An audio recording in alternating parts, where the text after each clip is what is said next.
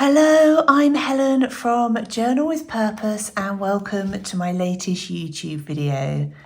Today I'm going to share a flip through of my Hobonichi pages from October.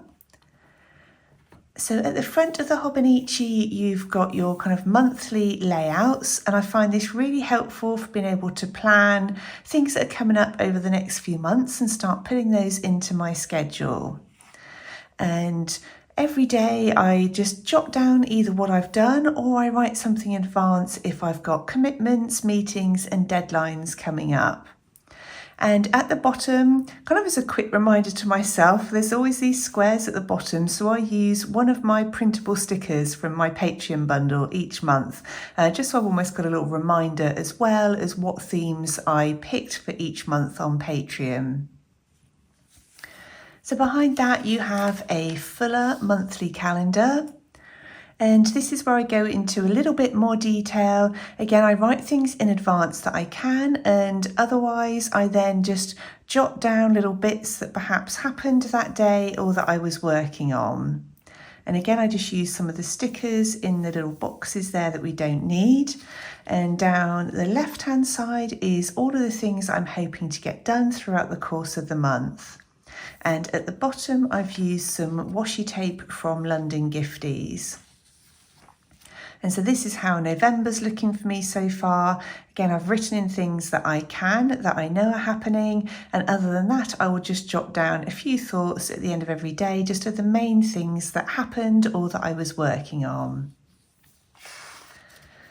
Then you get into the weekly section of the Hobonichi. And similar to the monthly layout, I have a list of things down the left-hand side that I'm hoping to get done. And there's a time ladder alongside each day. I only use that really roughly. I tend to think of it more perhaps as just morning, afternoon and evening. And again, either schedule out in advance if I can, or at the end of the day, write what I was working on, perhaps in the morning and the afternoon.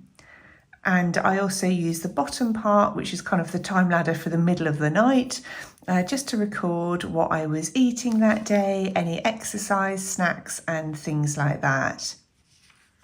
So I use it in a really similar way each week of the month, and I find that's really helpful for me, a great way of kind of planning out my week in advance or having a good overview of how I was spending my time.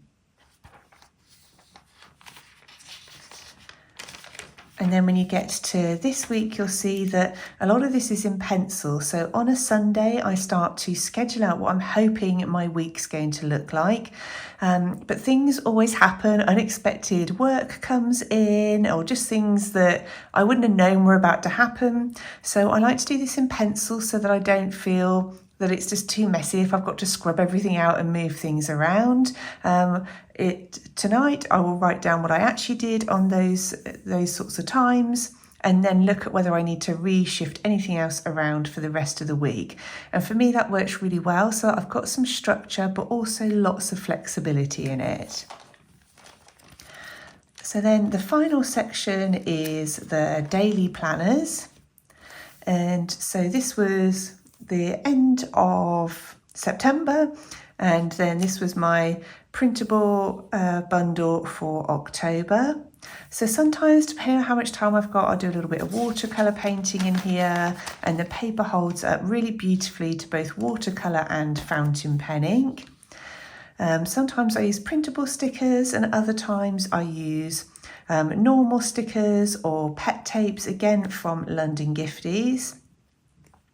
So there's a time ladder again down the left-hand side, and I use that to a certain extent, but I don't tend to be planning anything that goes through to kind of 4 o'clock in the morning, so I'm not worried about that. I just put in rough blocks of time, and again, here is the task that I'm hoping to complete that day.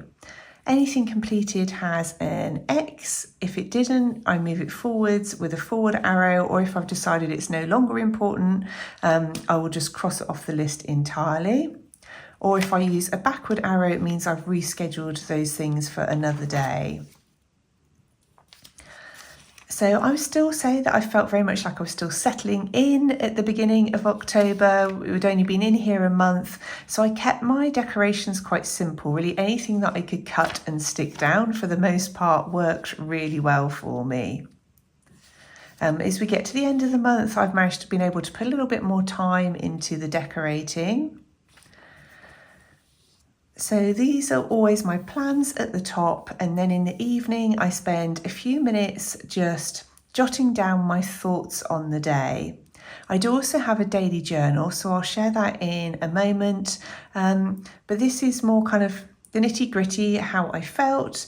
So that one was saying that I was feeling a little bit frustrated, but that was because I wasn't feeling entirely better. I'd come down with a cold, and I wouldn't tend to write that in my daily journal. That's more about the kind of main things that have happened, things I want to remember, whereas this is me just sitting down and processing the day. And sometimes I have quite a lot of tasks to add on my list, and then other times not so many. And occasionally I like to just letter out some of the main things that happened. And here I did some watercolour of some carrots we saw at a farm shop. So that kind of ties in then with my daily journal. In there, I actually just popped a photograph of those carrots. And so if I had time, that was a Sunday, so I had a bit more time, I decided that I wanted to actually paint those with watercolour in my Hobonichi.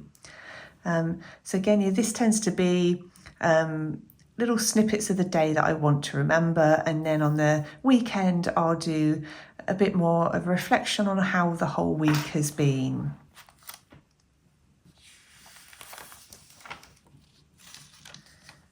And here again, quite simple decorations, just using stickers and just lettering out some of the main things that were happening.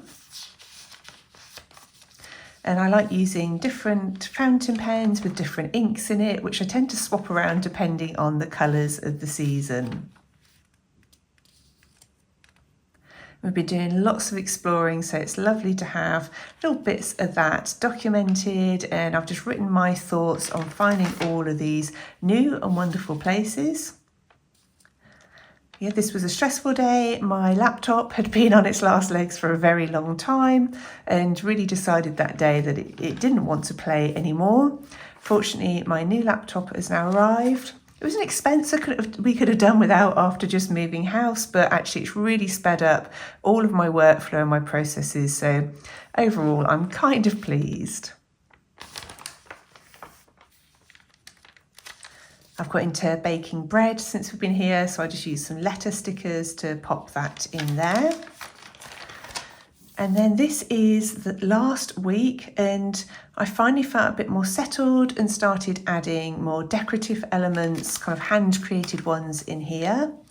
And I found it's as simple as, for me, I've put one of my favourite watercolour palettes in the kitchen. So when dinner is cooking, I can sit and do a bit of painting whilst I'm cooking and write about my day. And that's working really well for me as a little routine. Once I go into the lounge and settle down for the night, I'm less likely to get out paints and be coming back and forth from the kitchen. So I found that's a really nice time to do a little bit of painting. This was using some, I think they're Dina Wakley stamps, and I then just used some watercolour on those.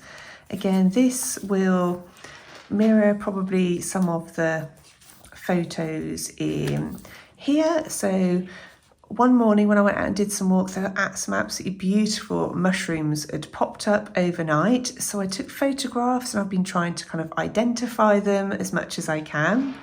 And I decided to do a quick couple of sketches of two that I saw on the walk and what I think they are.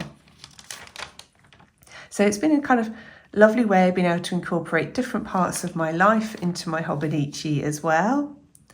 So then that was the end of October, and we get into my November setup. Well, I really hope you've enjoyed that. I don't think I've shared a monthly flip through of my Hobonichi in a while. I used to do it every month.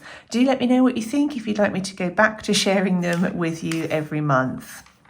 Well, as always, I want to say a massive thank you to everybody who's joined me over on Patreon.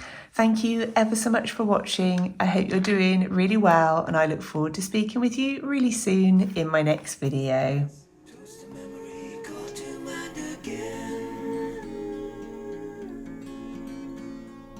Gather wood, light the fire, hypnotized by blue and amber flame.